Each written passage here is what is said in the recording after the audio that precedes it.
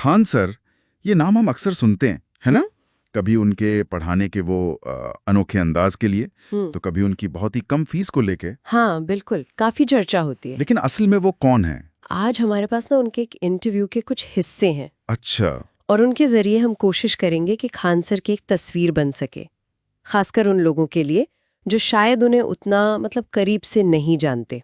ठीक है। मकसद यही है कि भाई उनकी कहानी क्या है, क्या चीज उन्हें ड्राइव करती है। हाँ, और ये इंटरव्यू सिर्फ फैक्ट्स नहीं बताता, इसमें उनके सफर की पढ़ते हैं, जैसे शुरुआती मुश्किलें थी, पढ़ाने के पीछे का असल मकसद क्या है, क्या क्या चुनौतियां आईं, और छात्रों से वो रिश्ता कैसा है उनका। बिल्कुल, ये सिर्फ एक टीचर की कहानी नहीं लगती, ऐसा लगता है जैसे कोई मिशन हो। तो चलिए देखते हैं इस इंटरव्यू से क्या खास बातें निकलती हैं। ठीक है, तो शुरुआत उनके अपने संघर्षों से करते हैं। इंटरव्यू में वो बताते हैं कि एक टाइम था जब 1500 रुपये किराया देना था और कोई 1400 रुपये मेस का खर्चा था, और ये जुटाना भी पहाड़ जैसा था। हाँ, उस जमाने में ये रकम भी बड़ी होती थी स्टूडेंट्स के लिए। तो गुजारे के लिए क्या किया, मकान मालिक के बच्चों को पढ़ाना शुरू किया, सोचा कि चलो किराया निकल जाएगा। हाँ, उम्मीद तो यही रही होगी। पर हाथ आए सिर्फ 800 रुपये। ओ, किराया भी नहीं निकला। हाँ। और शायद इसी तजुर्बे ने, इसी कमी ने उन्हें उन स्टूडेंट्स की मुश्किलों से जोड़ा होगा जो जिनके पास साधन कम होते हैं। बिल्कुल। इंटरव्यू में उनके एक लाइन है, वो कहते हैं जैसे हम थे वैसे हमें पढ़ाना है। ये लाइन मुझे लगता है उनके पूरे काम की बुनियाद है। ये सिर्फ पढ़ाना नहीं है, ये उस तकलीफ को समझना है जिससे वो खुद गुजरे हैं। और इसी सोच का असर शायद उनकी फीस में दिखता है। इतिहास या मैपिंग जैसे पूरे सब्जेक्ट्स, वो भी 200-250 रुपए में। हाँ, ये तो कमाल ही है। और लॉकडाउन में तो मुझे याद है 11 रुपए का भी कोर्स लाए थे वो। 11 रुपए? ये तो कोचिंग इंडस्ट्री में जो चल रहा है उससे एकदम ही अलग है। बिल्कुल। और इंटरव्यूज से यही लगता है कि ये सिर्फ सस्ता करना नहीं है, ये एक तरह का स्टेटमेंट है कि भाई अच्छी पढ़ाई पर सबका हक है, जेब में पैसे हों या ना हो। उनका मकसद, जैसा वो खुद कहते हैं, सिर्फ सिलेबस खत्म करना नहीं है। वो चाहते हैं कि जो गरीब बच्चे हैं, जो थोड़े कमजोर समझे जाते हैं, उनमें वो कॉन्फिडेंस आए कि हाँ, हम भी कर सकते हैं, हम भी आगे बढ़ सकते हैं। हाँ, वो क्लास में लो लेवल से हाई लेवल तक सबको साथ लेकर चलने की बात भी करते हैं जी, ताकि कोई पीछे न रह जाए। ये जो समावेशी इंक्लूसिव तरीका है, ये भी शायद उसी सोच से जुड़ा है। लेकिन ये रास्ता आसान नहीं था उनके लिए। बिल्कुल नहीं। जब आप जमी हुई व्यवस्था को, खासकर इसके आर्थिक मॉडल को चुनौती देते हैं, तो टकराव तो होता ही है। इंटरव्यू में वो बताते हैं कि कैसे जो कोचिंग माफिया है, उनसे सीधी धमकियां मिली। अच्छा। हाँ, बंदूक दिखाकर डराने की कोशिश हुई, ये सब वो बताते हैं। बात सिर्फ धमकियों तक नहीं रुकी, शायद उनके ऑफिस पर बम फेंके जाने का भी जिक्र है इंटरव्यू में। जी हाँ, ये भी हुआ। तो ये दिखाता है कि उनका काम सिर्फ क्लासरूम में पढ़ाने तक नहीं रहा, ये काफी जोखिम भरा सफर बन गया उनके लिए।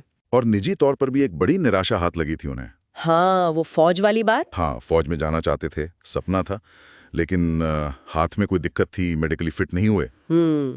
और इस पर वो अपने ही अंदाज में कहते हैं, वो लाइन है ना, दिल लगा चुड़ैल से तो परी किस काम की। हाँ, तो ये दिखाता है कि वो गंभीर बातों को भी थोड़ा हल्के फुल्के ढंग से कह जाते हैं। शायद मुश्किलों से लड़ने का उनका अपना तरीका है ये। बिल्कुल।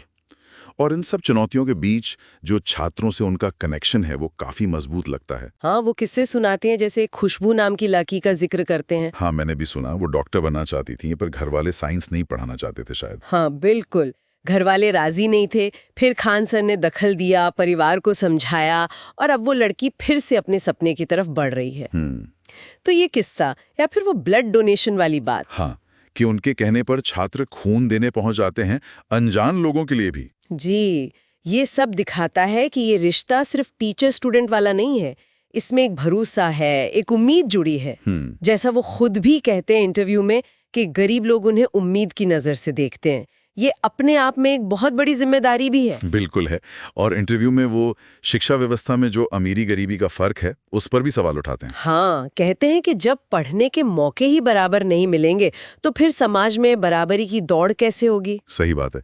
किसानों की बेहतर जिंदगी की भी बात करते हैं वो। तो ये सारी बातें दिखाती हैं कि उनका जो सरोकार है, वो सिर्फ क्लासरूम या सिलेबस तक नहीं है, वो शिक्षा को एक बड़े सामाजिक बदलाव के औजार की तरह देखते हैं। तो इस पूरी बातचीत से, इस इंटरव्यू के हिस्सों से खान सर की जो एक छवि बनती है, वो एक ऐसे इंसान की है जिसने जमीनी हकीकत को बहुत करीब से देखा है, अपने उसूलों के लिए खतरा उठाया है, हाँ, और जो छात्रों को सिर्फ किताबी बातें नहीं पढ़ा रहा बल्कि उनमें हौसला और उम्मीद जगाने की कोशिश कर रहा है। वाकई एक बहुत ही अलग, एक असाधारण सफर की झलक मिलती है।